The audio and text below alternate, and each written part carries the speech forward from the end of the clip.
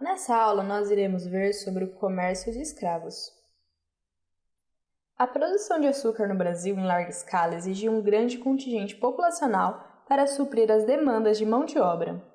O uso de escravos africanos foi a opção mais plausível, já que o uso de indígenas e o trabalho livre eram inviáveis no momento. Os indígenas não eram muito produtivos e a Igreja condenava o trabalho escravo indígena.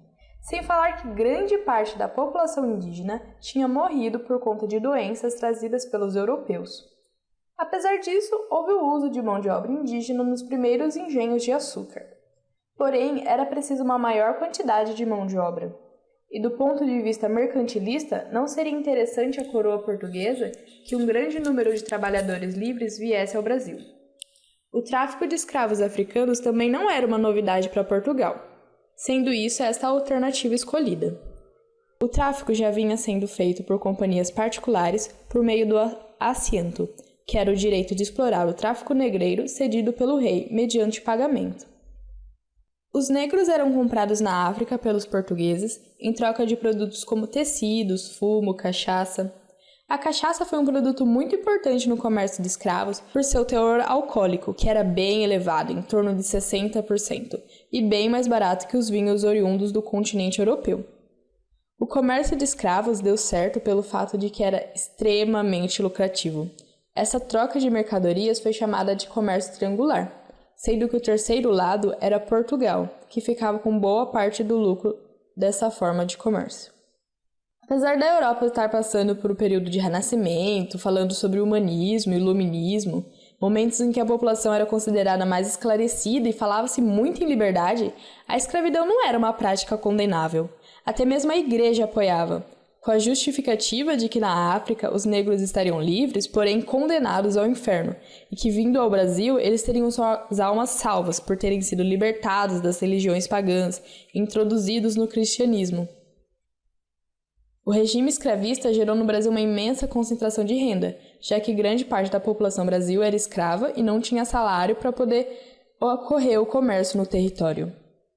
O declínio do tráfico de escravos foi por volta de 1850 no mundo, onde grande parte das nações condenavam a prática da escravidão.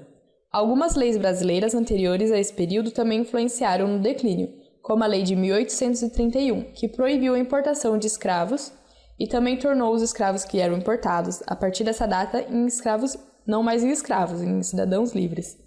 Em 1850, que o governo brasileiro proibiu o tráfico transatlântico de escravos, e as autoridades passaram a capturar navios negreiros com a Lei Eusébio de Queiroz.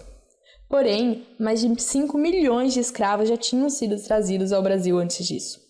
Uma questão importante a se destacar é que a escravidão já existia no continente africano, porém, ela não funcionava nos moldes da escravidão que foi institucionalizada pelos europeus a partir do século XV e XVI, a escravidão moderna. No continente existia a escravidão por dívidas ou ao se capturar inimigos em batalha.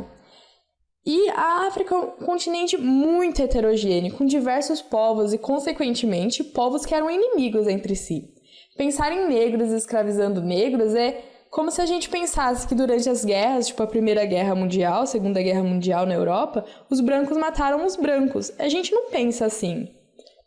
E não havia essa visão de que todos eles eram africanos e, portanto, eles não deveriam se escravizar. Mas quando os europeus chegaram ao continente, eles se aproveitaram da inimizade de diversos povos para comprar dos vencedores esses cativos que eles adquiriam nas guerras, muitas vezes causando essas próprias guerras para adquirir esses cativos.